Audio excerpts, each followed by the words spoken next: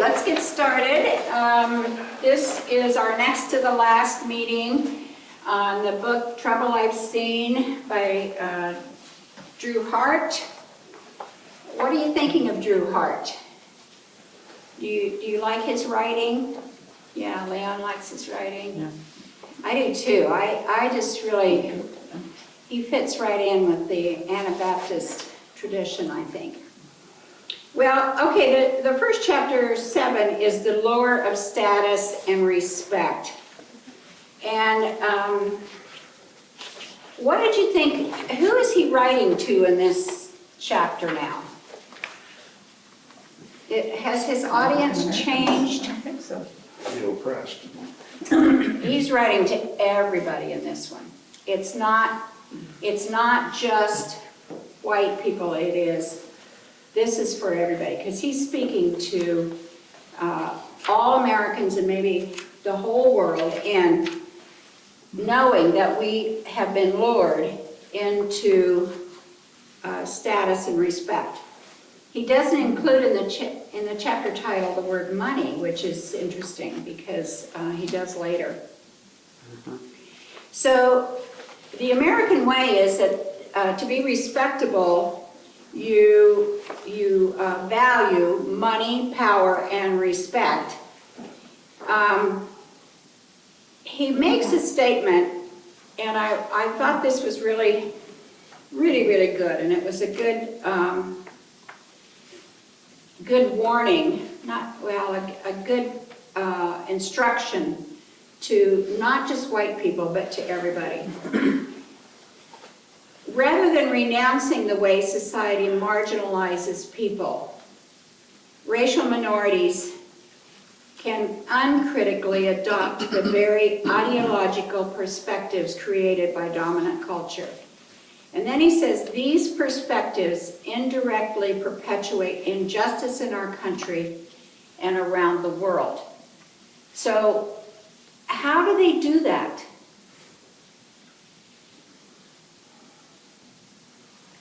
Well, it would be kind of the assimilationist approach to life, to the kingdom of the world. Yeah.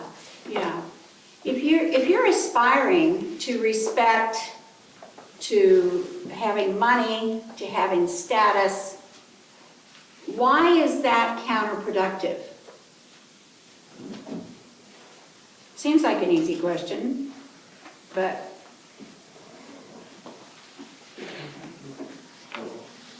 Well, because it's shallow and false to begin with, what your aim is. yeah, it's shallow and false. I was going to go back to your question before that. Does Yeah. advertising help us want to be part of that dominant caste? What we see on advertising, is it what we want to aspire to? Absolutely. Yeah. Yeah. And why do people advertise? It works. Money. And Francis? I want to read just a little piece of a paragraph from this Indigenous Peoples History of the U.S., because I think it speaks to this issue that I thought stood out. He had just been talking about Andrew Jackson, but it says, actually, men such as Andrew Jackson, Robert Rogers, Daniel Boone, John Sevier, and David Crockett, as well as fictitious ones created by James Fenimore Cooper and other best-selling writers, call to mind D.H. Lawrence's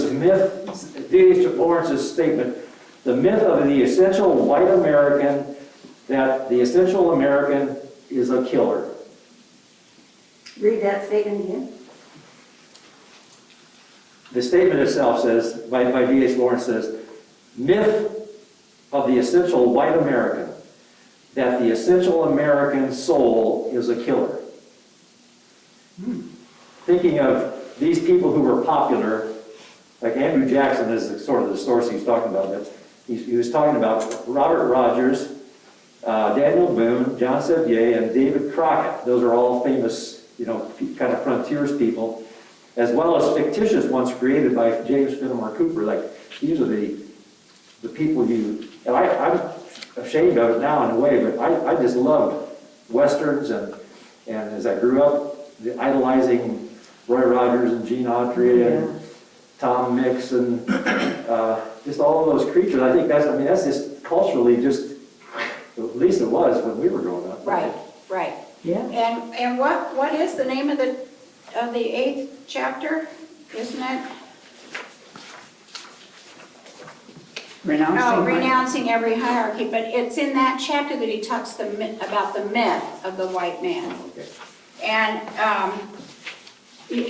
I'm taken by that, but we'll get to that Well, I just- in just a little while. But yes, Things that kind of pull us. I understand exactly what you're saying. And were we being taught during those times to be racist? Yeah. I mean, the enemy was always, not always, I won't say always, because they were bad white men. But in a lot of those, they were after the American Indian, the Native American. And so, yeah, it perpetuated that myth of white superiority. And the idea of being a killer, yeah, we'll talk about that too. I had a history class that was Trans-Mississippi West. And probably the only thing I remember from that class is a statement from the professor who said, the West was not settled with a 6-shooter. Contrary to, he didn't use the word myth, contrary to public opinion, and in fact, it was barbed wire and windmills. And it's kind of hard to have Matt Dillon out there drilling wells. Of course, the West that he's talking about would have been after the Native Americans had been pushed west. Yeah, it was west, basically settlement of west of the Mississippi. Right, yeah. What did you think about his comparison of having some time as a college student in London and then going on, I'm not sure, maybe he wasn't a college student, but he had some time to visit in London, had never been there before, and then he went on to Kenya. Tell me what your reaction was to his comparing those two. Culture shock. Culture shock, yes, yeah, there was some of that for sure. Observation of poverty, Observation of which would poverty be culture shock. in Kenya. Well, the other thing he talked about was the opulence of London and how it was dependent upon the class structure. He was pretty impressed, you know. But he didn't go to the east side and shipbuilding part That's of right, London. he didn't. He went to what would be considered the historical side with all of the beautiful buildings and, you know, so on. And then when he went to Kenya, what did he reflect on about London?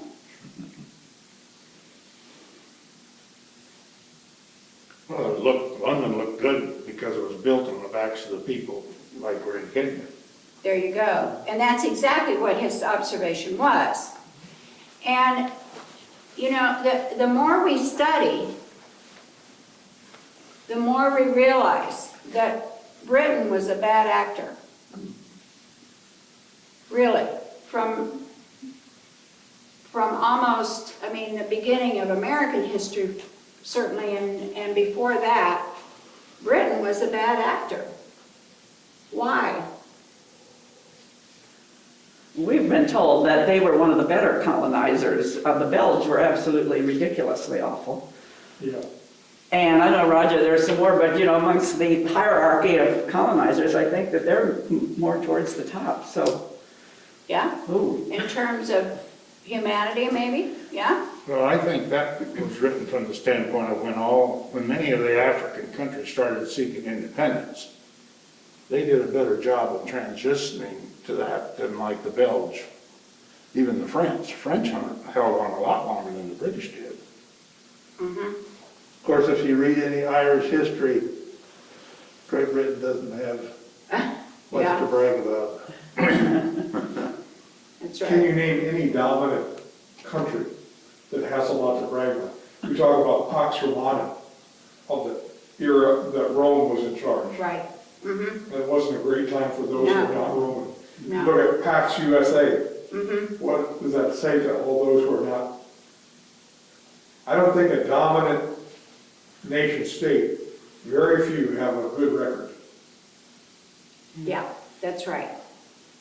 So the thing that he noticed though, or the observation that he made was those who violently colonized you ought not to set the standard of what is proper and respectable.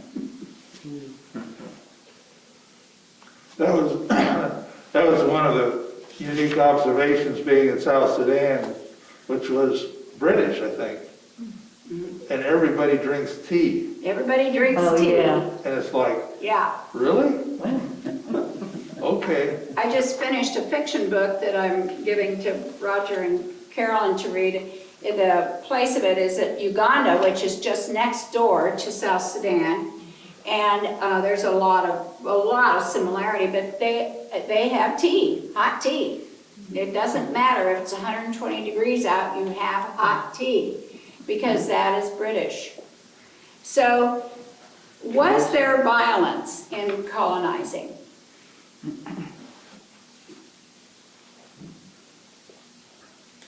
Yeah, I would say that there was violence. If for no other reason, we made them cut their hair. And we told them that they had to dress a certain way. When they went to church, Phil and I talked about going to a Samoan church. And it was so cotton picking hot. And the ladies had on hose, you know, oh my gosh, it was hot. But that's the way they were taught to go to church.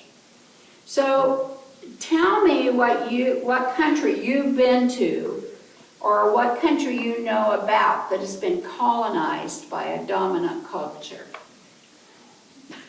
Nigeria. Nigeria, Hawaii. Hawaii, This one, this one. US of A. That's true. We're a well-traveled group. I think it's interesting that we printed on our money, "In God We Trust." Okay, speak more. That's not, that's hypocrisy. We trust that dollar bill a lot more than that inscription on its top. Mm-hmm. And really, that's kind of the whole point of Drew's book, isn't it? He wants us not to be lured by money, power, and respect. And he does such a wonderful job of establishing what Christians really should be doing. And is there maybe a flip side to this? Maybe we brought some good practices, some good health practices, where the ones that were being practiced were maybe not the most wholesome for the people, or even life-giving practices. I mean, I think we have to say that we did do some Absolutely. life-giving things Yes. for them Yes. by taking away some of their long-honored practices. Yeah, yeah. And that's true. We witnessed that in South Sudan, where the classes for the mothers and their babies was really helpful to them, and I think they acknowledged that it was helpful. They came voluntarily, and... I think you're thinking of Haiti. Oh, that was Haiti. I'm sorry. Yeah, that was in Haiti. So Haiti is another country that was colonized by the French. Have you ever wondered why Haiti is so poor? Because they didn't used to be. I mean, it's a lush country. I learned this when we were there. They never did submit to France. They always wanted to be free, and they were always fighting for their freedom. And finally, France gave in and said, okay, you can be free, but you have to buy yourselves. And somehow, Haiti agreed. Well, they refused until there was a blockade. Is that what it was? The They were US forced, blockaded the The ports. US, yeah. and the US got involved in that, that's right. And they said, you will pay, so they put the foot on the throat and said, you will pay, and they've been suffering ever since. Yeah, it broke the country. I would like to know from Lois if there were some agricultural practices that were things that they did without intervention, and maybe the interventions that your husband and you and others brought helped them to have a better standard of living. They didn't rotate crops, like Jerry taught them to rotate their crops. And that improved things quite a bit. And of course, we introduced peanuts that were clustered, and they were used to having them spread all over, and when they would dig their peanuts, it would take them the whole dry season to work on peanuts. Oh, And after they got the kind of peanuts that would cluster, then they had more time to do other things. yeah. So, yeah, thank you so much. That's a good observation, that everything has not been bad about colonization. And we should be. I mean, that's a Christian thing to do. We should be sharing with each other and helping each other get better. Well, the But- whole education movement too. Yeah, Bringing it's still education. happening, yeah. Yeah, for those of you who know about Trees for Life, they used to plant moringa trees all over the world. You could eat any part of that tree and it was nutritious. Now they're writing curriculums for schools and they send books. They've kind of changed their focus. So education is really important, and that really is good. But the point of this book is that the white behavior to the black has not been advantageous. So, yes, colonization has not always been bad, but, If I could interrupt, oh, certainly. daughter's family lives in southwest Missouri. They went to a county fair. There was a booth there with a big US flag across the back, and then the guy was selling stuff in front of that. And in the course of conversation, the proprietor of that booth, an older man, pointed over his shoulder to the banner of my Lord and Savior, Jesus Christ. It was pointing at the American flag, and Brian and Elizabeth just said, oh, very interesting, and then walked away. Welcome to the Ozarks. Welcome to the Ozarks. And you see, that's based in contradiction to the constitutional admonition of separation of church and state, Yeah. which people find reprehensible in certain locations. So, let's go on. Are you confused when you see black people identifying with the dominant culture? Bill Cosby was mentioned in the book, but there are many others. They're as entitled to it as anyone.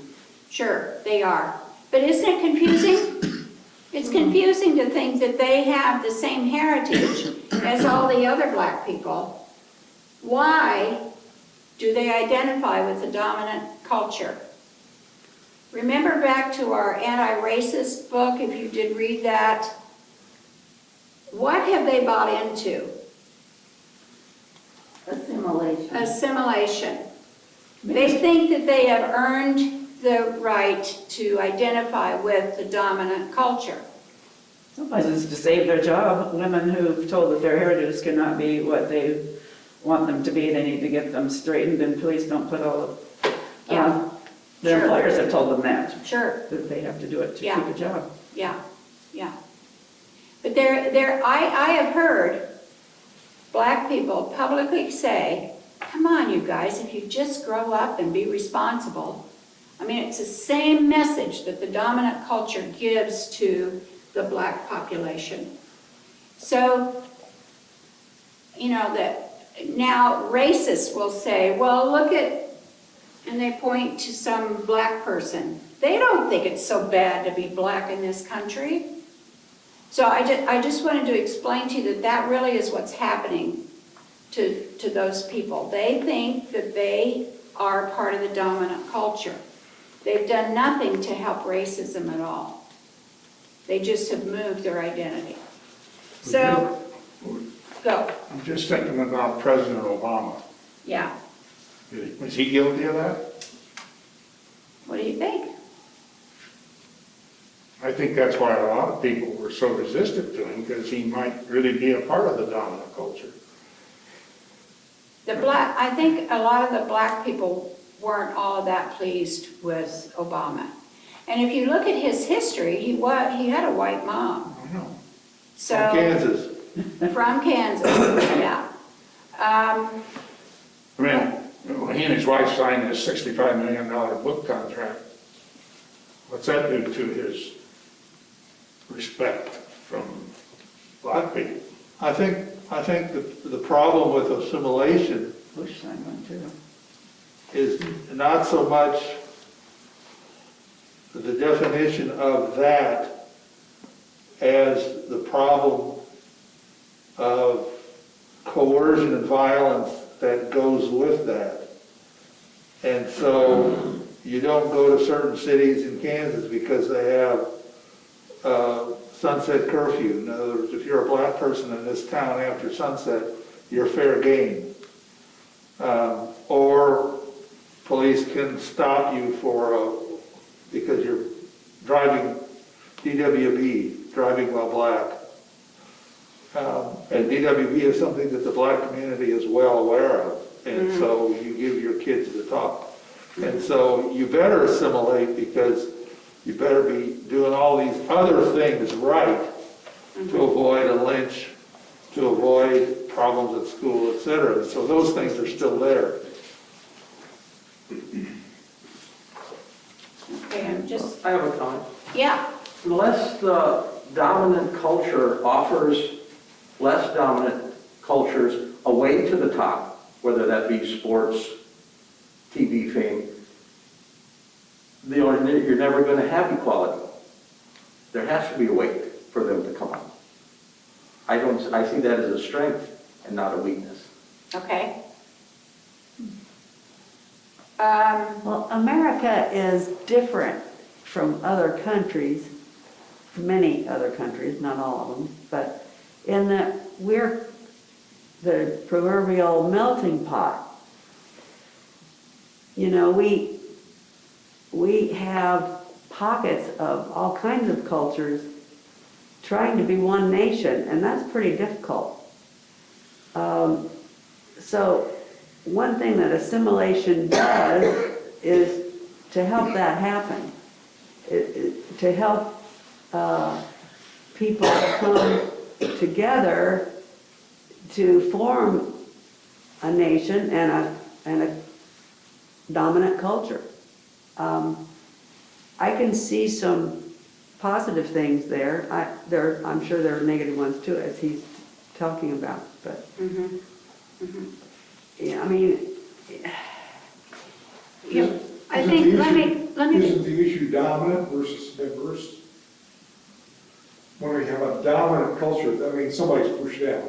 oh, If well, you have a diverse culture, you honor the different components that make up. that make up the, I remember my first visit to Toronto, where in Toronto, if you worked in a police or a fire station, you had to be able to respond in 58 languages. They didn't make you come back to English, but they had enough people that could respond, because that's how many different diverse cultural backgrounds are represented in the city. And so wow, it felt it was not dominant. right. It was It was instead recognizing diverse. diversity. Yeah, yeah. you're right, Roger, language matters. And I think we need another word besides dominant culture. Maybe, well, prevailing is sort of the same thing, isn't it? Uh-huh. I'll get my thesaurus out and get back to you. Well, I was wondering about the difference between assimilation and compromising. I mean, you make compromises with people to to live together, like that example you gave. You don't have to have a dominant language, just be open to many different languages. You compromise, but thinking of people who, you talk about the number of blacks who have moved up the ladder, you're saying. I listened to an interview of Ice-T, I think he's called. He was talking about this recently, and when I heard him, I was thinking, when I heard that he has come out supporting something of Trump's, I can't remember what it was, I thought, oh man, no. And then when I listened to him, it sounded more like he was compromising as opposed to, blessing, but I don't know. In our society, it's so difficult to come to agreements. Like, see how they do this way or that way. It seems like there needs to be some way to talk across those. But anyway, I like the word compromise, I think. Yeah. Back to your comment, Tim, about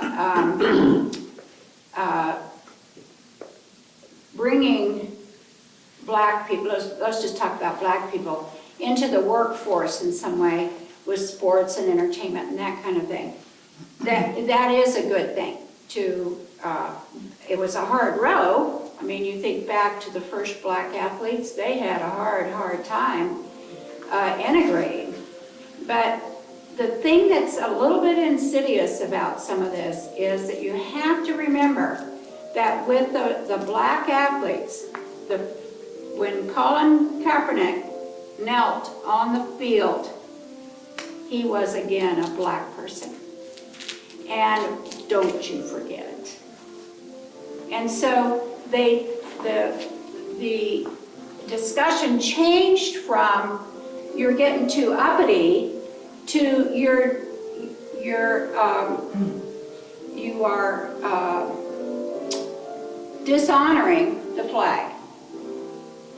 When the flag had nothing to do with it, it just happened at the same time and so it's just insidious. It's like you have to really, really look at what's going on. So the dominant culture is not ready to let most of the black athletes speak their minds. I would suggest that the concept that we are a melting pot is part of the propaganda myth of the dominant culture. Because we are not, in fact, a melting pot. If you visit certain areas where I've lived in Milwaukee and in Madison, Wisconsin, in Manhattan, Kansas, there are very distinct non-melting pot communities. And we have friends that there's a community of Armenians, I think they're Armenians, in Kansas City, Kansas. And we had a friend that was going to marry a woman from that area, and he had to go to the father to get permission because he was not an Armenian. Yeah. He could identify his heritage very clearly. Yeah. But no, you're not going to marry my daughter unless I scrutinize you pretty closely. And he passed muster. But to me, we are not a melting pot. Instead, we're vegetable soup. The carrots float by themselves and the beans float by themselves. Now, last night I made a creamy dish that had a little bit of chicken in it, and it all came together. It was a melting pot. Yeah. But America is vegetable soup. We don't assume each other's identities, and we don't ever really come together. We're just floating out there. So I think that really is true, because how often really do you see different cultures really integrating, especially where they live? And I think George Floyd, you talked about Colin Kaepernick. Yeah. He was out in a world by himself. And then after George Floyd, major league owners, football owners, players, and all, Fred Hoiberg from Lincoln, Nebraska, they were all on his side then. Right. So Right, something right. major So happened there there. has been a turn, but then when you look at the Cowboys owner, he is gonna stand, I mean, that public face is, yeah, I might support you guys, but don't take it too far. So there still is a lot of resistance by the dominant culture. Yeah, true. So, I think what I'm hearing from all of you is that you are thinking that the dominant culture isn't all bad. And I come to you today saying that I had a lot of trouble with chapter 8. I had a lot of trouble with chapter 8. I was so angry I could hardly even think about teaching today when I think about the white man. And here I sat in front of a whole bunch of white men. But I've got to tell you that as a woman, I can identify a little bit with what minority cultures, because being a woman in this country is a minority culture. And so, you can resist me, but I'm telling you that the white man has done a lot of harm in this country. And I'm wondering if it isn't a condemnation on our not living up to our true Anabaptist heritage. Otherwise, all of us would feel like we are not a part of the dominant culture. And most of us identify as a part of the dominant culture, but if we were true to our Anabaptist heritage, I think we would feel very much outside. Yeah. And I'm ready to say that the Church of the Brethren still, as a whole, is non-conformist. We're slipping a little bit, maybe. We're becoming more identified with the world. But I have to agree with Drew Hart in that if there's a light out there, it is the Anabaptist tradition. So I'm going to hold on to, for encouragement, thinking about the Church of the Brethren and how we are able to strive for peace, and peace comes from justice. Okay, chapter 8 then, let me just say this. Now that we know we cannot be neutral, so will we align with dominant culture or with the poor and oppressed? And this was the point that Drew was making about Jesus. Because Jesus never aligned with the dominant culture. Never did. He was a Jew, but he didn't identify with the Jewish people. He identified with the poor and the oppressed. He ate dinner with them. He traveled with them. He called fishermen. When he was born, the shepherds who were on the bottom of the hierarchy came to celebrate his birth. So Jesus identified with the poor and the oppressed. Now again, I sit in front of you and I tell you, I don't do that. I don't even know anybody. You know? Does it bother you guys? Did you don't know anybody?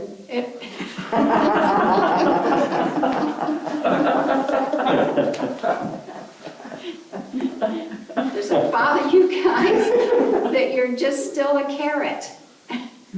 You know? That you can't, you just are floating out there and we're not really integrating. Not really. It bothers me. I don't even know if it's realistic to think, because then you think of birds of a feather. I know that's true. Birds of a feather do flock together. There have been lots of studies about that, and they do. They stay in their own comfort zone. So what is it that we're working for? I think that's a question maybe that we need to answer for ourselves. Say more. You said, does it bother us that we're not integrating? Are you talking about us as Anabaptists?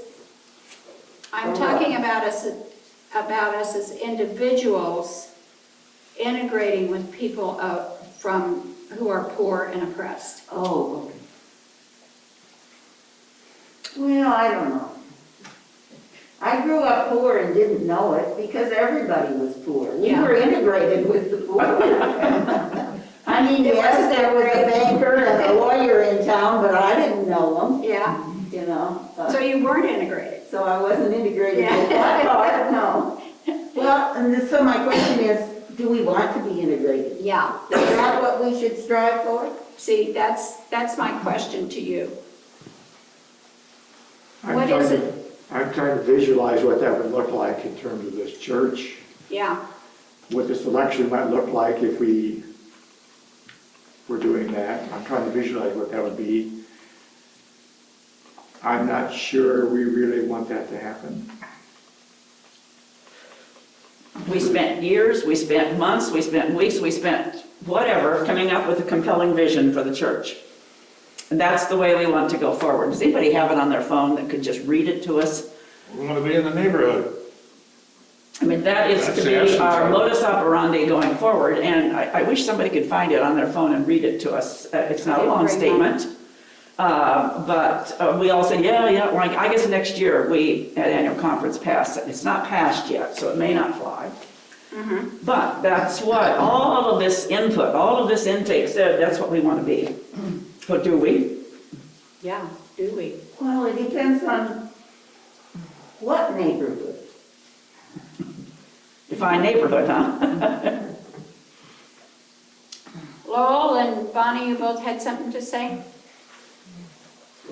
Well, some speaker we heard one time said, you ought not to be having your friends over for lunch. You need to have the poor, the financially, the poor at your table. But that seems like a token to me. That seems like you're trying to say, oh, look at me, I'm doing, and that's not right either. So I don't know how we cultivate friendships out of our own comfort zone. I don't know what I even want to say, but I mean, No, we're not doing it. We're not doing it. We have people that we enjoy at our table, not strangers.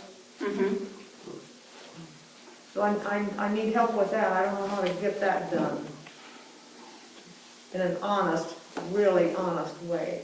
yeah, let's hear Lowell first. Well, I was going to be a little bit contrarian on this question. I expected it, yeah.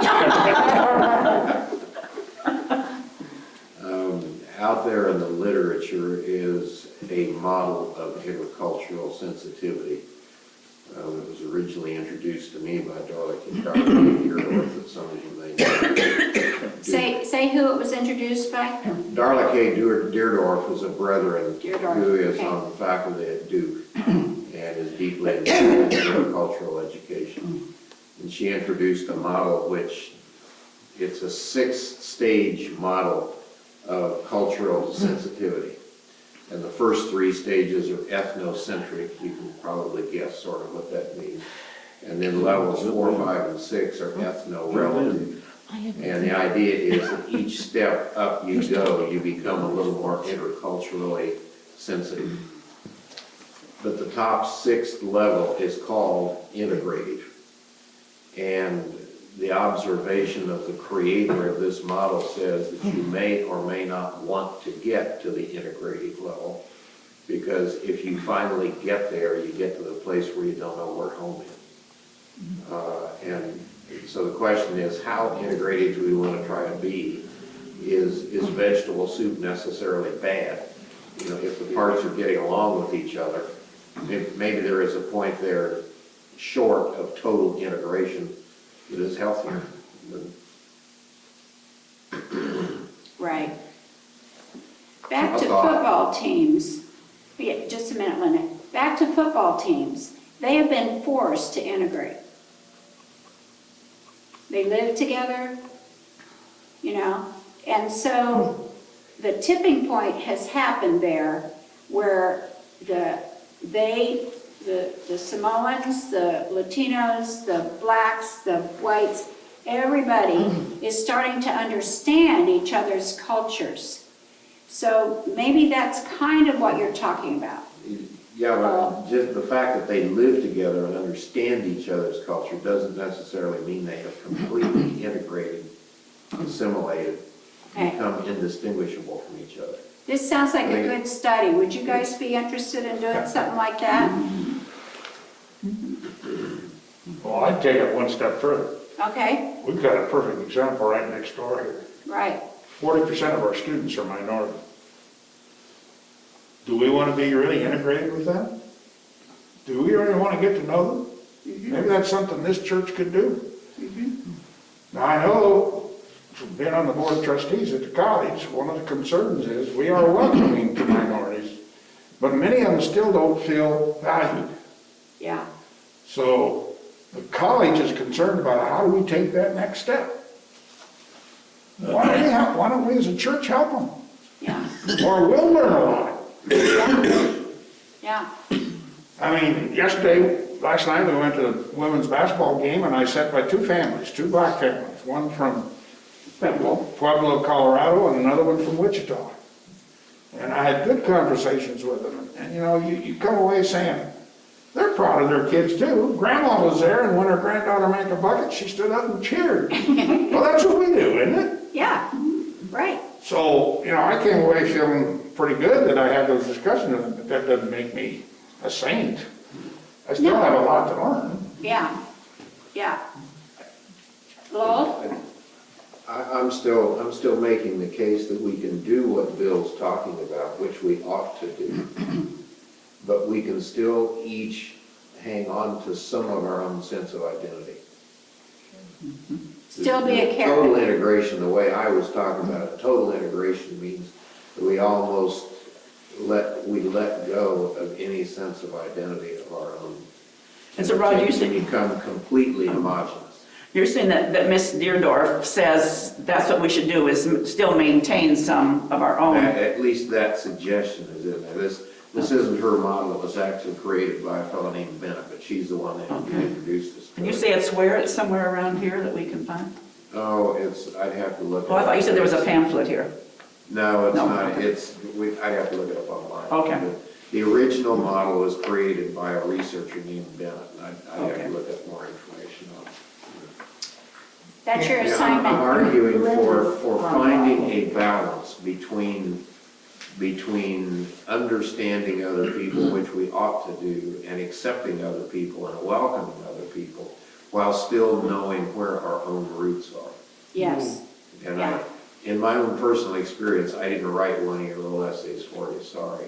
But one of my own personal experiences is being on the administrative team at the seminary for some years with Steve Reed. Steve obviously had assimilated himself into white culture. But you have a coffee conversation with Steve, he still knew what his black roots were. Even though he was as brethren as you and I are. He grew up in the Lower Miami church in Dayton, and he was brethren from birth like we are, or some of us are. But he still knew where his black roots were. And there's a balance there that I think can be healthy and productive without total assimilation of everything the other person is. Linda, you That's had what- something to say? Yeah, I've got two things. First of all, back in the 80s and the 90s, in Southern California and on the West Coast, the Koreans were brought into the Church of the Brethren. And so different churches were established or tried to assimilate into Brethren land. And Dan Kim was a Korean man, and he went back to Seoul as a Korean Brethren, going back to Seoul to try and teach other Koreans about the Church of the Brethren. And that's been a number of years ago. And then I look at today as to how the Koreans have assimilated into the Church of the Brethren, and they're just didn't fly.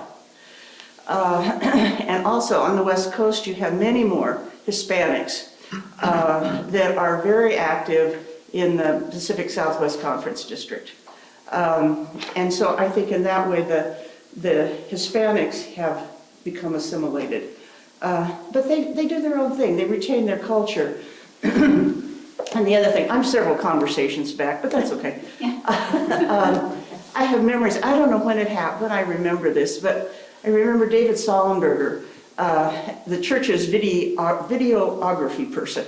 And he would try and pull out or highlight black people, Koreans, or different minorities. And I remember, I don't know when, but I remember a comment that was said to David about that the Church of the Brethren is a black church, because when he shows these videos, that is what he's seeing, is that there's many more blacks, and that was not a representation of who we really are. Mm-hmm. Mm-hmm. The end. Yeah,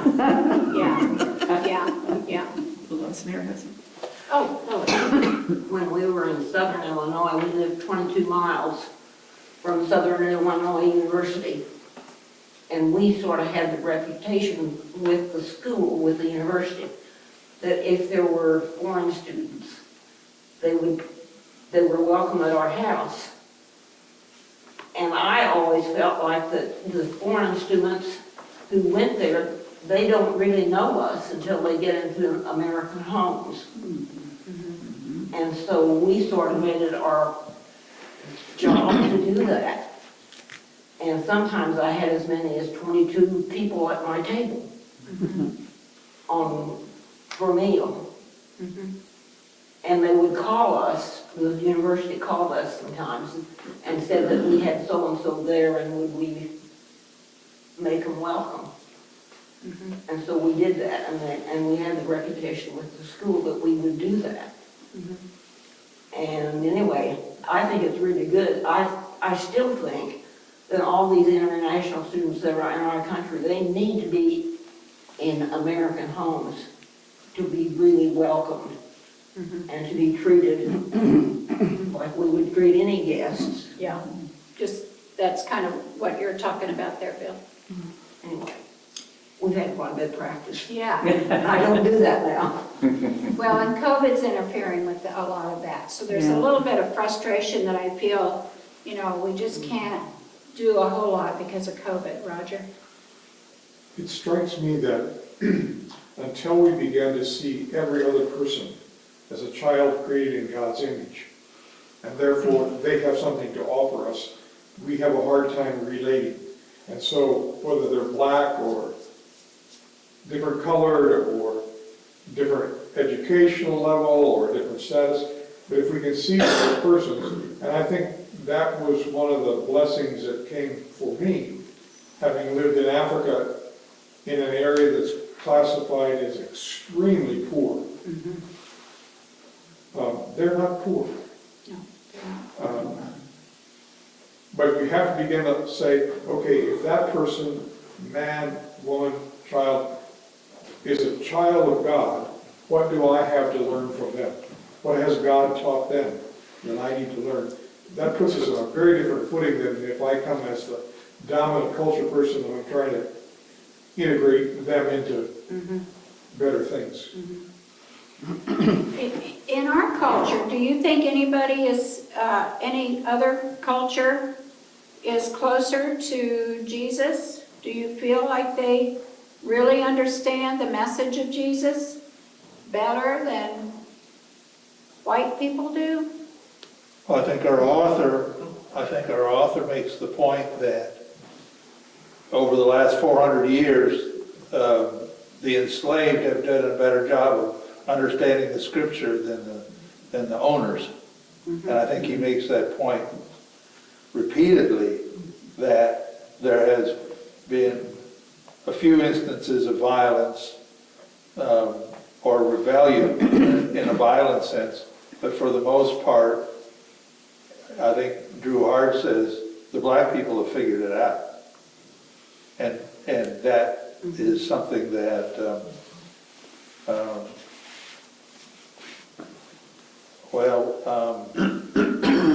it may be the judgment on his part, but it may, because he's critical of the black church also in terms of some of their behavior. Yeah. What do the rest of you think about that?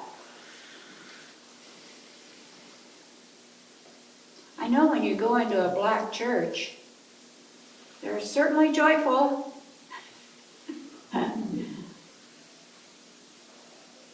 I think one of the issues is, what is your concept of evangelism? And oftentimes, the dominant says, well, anybody that wants to come to my church, I will be welcoming of them.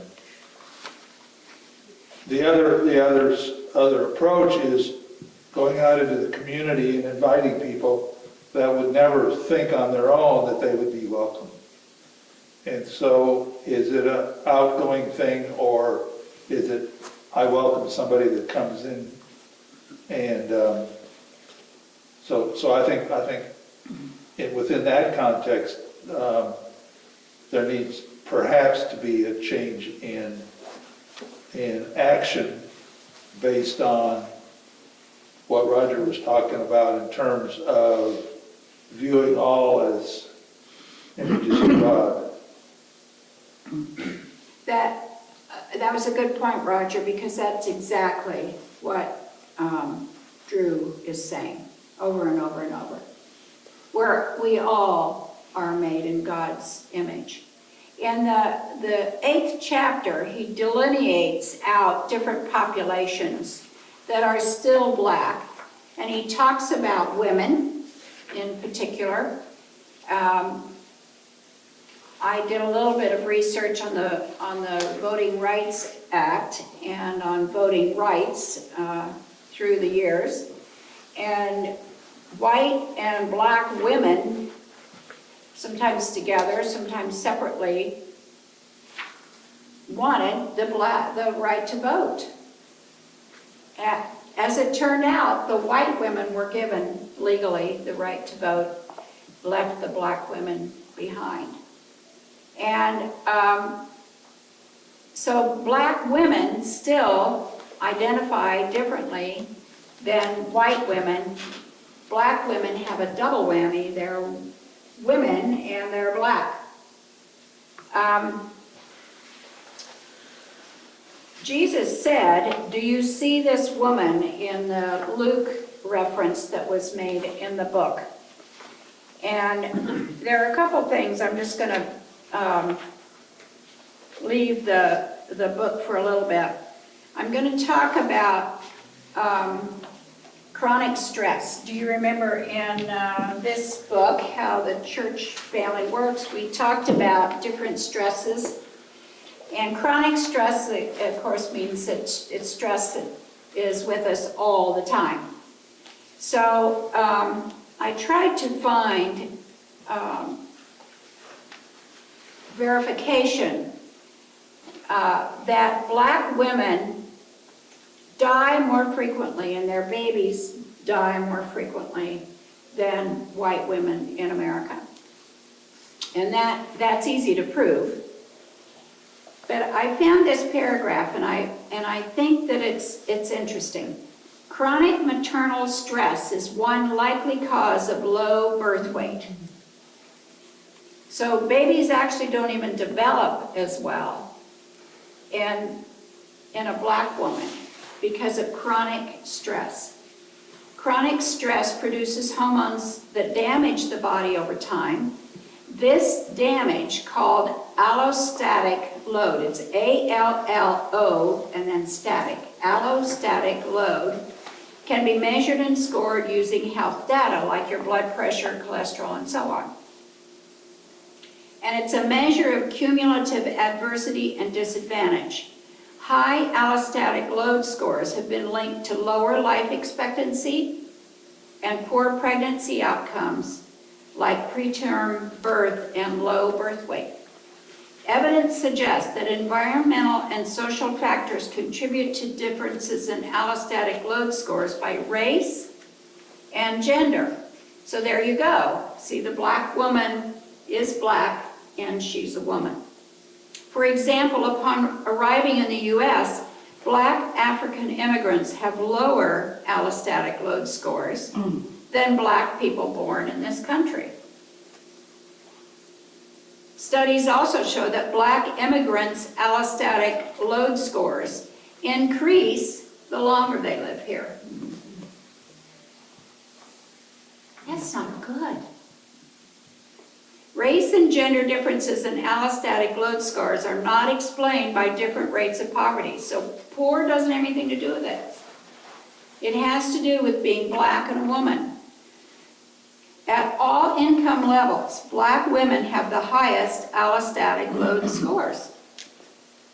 So you can be wealthy. I mean, Oprah Winfrey, he talks about her, and she wasn't, you know, here she is, she's not the richest woman in the US, but she's pretty close. And went into a store and the clerks said, you don't have enough money to buy this. Preconceived notion. These findings suggest that racism and sexism in the United States affect black mothers' allostatic load scores and may underlie their high rates of low birth weight deliveries. That was written by Esther Gross, Victoria Eptabibia, and Alexandria Wilkins in 2019. The other thing that I want to talk a little bit about is, do you see this woman? If you'd gone to Kirk McGregor's, he has, the last Monday of every month, he has, what is that series called? Reasonable faith. Reasonable Faith. And how many of you were there when he talked about, does God have a gender? Oh, okay, I thought maybe some of you were there. Have you wondered, does God have a gender? Does Jesus have a gender? Yes, I've wondered. What? Yes. Yeah, you've wondered? Yes. Yeah. Yeah. Well, it's interesting because Kirk, who is so darn brilliant, he's just so brilliant, and has the tightest logic I've ever seen. He just, man, he can just make a whole stream of logic that just is impervious. He explained that in Greek, there's grammatical and there's lexical, and that's true in every language. But in Greek, there is no he or she pronoun. So when you make it into English, you got to choose one. But if you look at the original text, you look at lexicon. And lexicon uses the descriptors that would be feminine or the descriptors that would be male. So Roger's I could just hand this to him and he could just tell you, God is identified, so is Jesus identified lexically, is that a word? Lexically, as a woman frequently.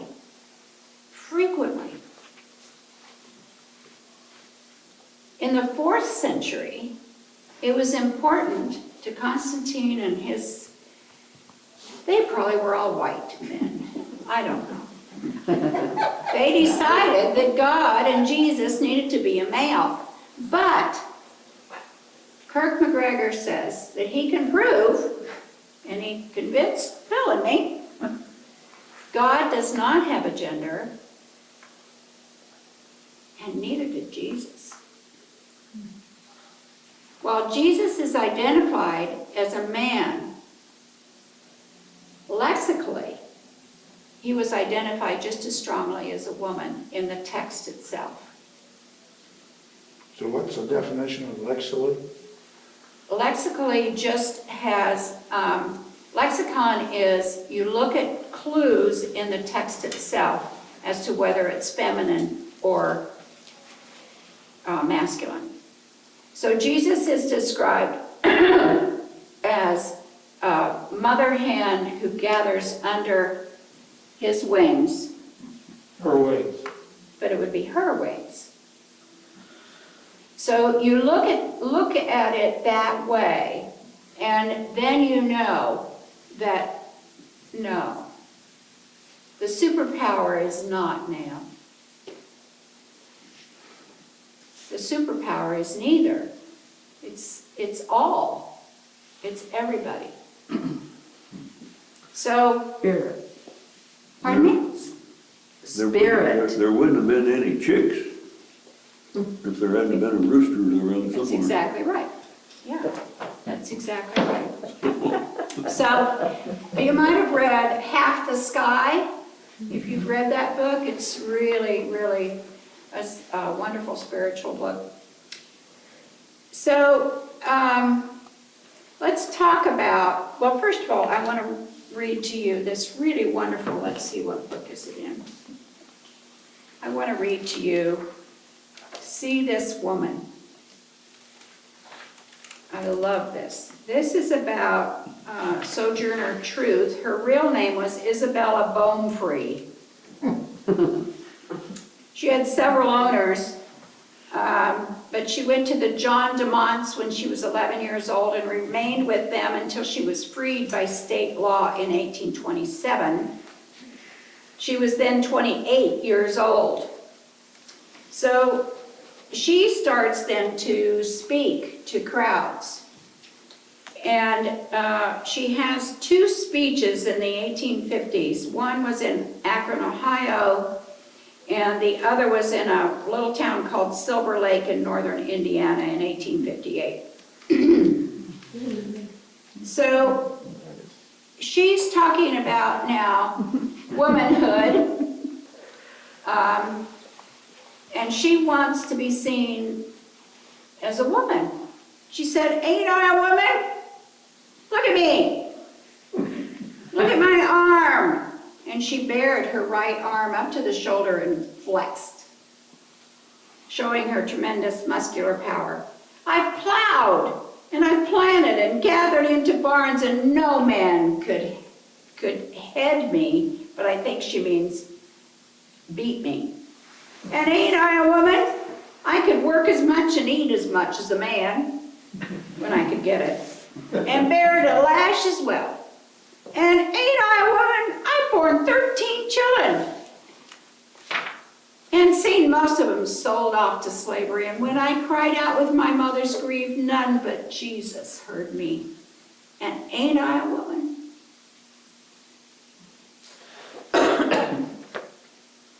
The 13 children, of course, were closer to her mother's experience than her own, but the point was powerful and powerfully made. And now I'm going to read to you something that is really going to make you think.